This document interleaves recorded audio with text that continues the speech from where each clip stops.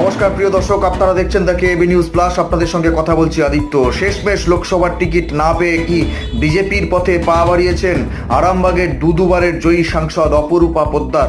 এমনটাই দাবি করছেন শ্রীরামপুরের বিজেপির প্রার্থী কবির শঙ্কর বোস।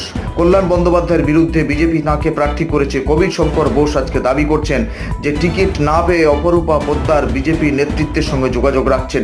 শুধু রাজ্য স্তরের নেতৃত্ব নয়, ঊর্ধ্বতর নেতৃবৃন্দের সঙ্গেও তিনি যোগাযোগ রাখছেন। যদিও অপরূপা পোদ্দার স্পষ্টতই বলেছেন যে কবির শঙ্করের যদি দম থাকে তাহলে তিনি জানান যে আমি কার সঙ্গে যোগাযোগ রেখেছি। আসলে কয়েকদিন আগে অপরূপা পোদ্দার বলেছিলেন যে আমার টাকা পয়সা নেই, সেই জন্যই হয়তো দিদি আমাকে এবার টিকিট দেননি। তার গলায় বেশ যথেষ্ট ক্ষোভ, আবেগ ঝরে পড়েছিল। তিনি বলেছেন যে আমি মমতা বন্দ্যোপাধ্যায়ের বোন হিসাবে রাজনীতিতে এসেছি এবং শেষ পর্যন্ত এই দলেই থেকে যেতে চাই। কিন্তু কবির শঙ্কর বোস তিনি যে বড় দাবি করে বসলেন, সেই দাবির সঙ্গে কি কোথাও কোনো মিল পাওয়া যাচ্ছে? অপরূপা পোদ্দারের ক্ষোভ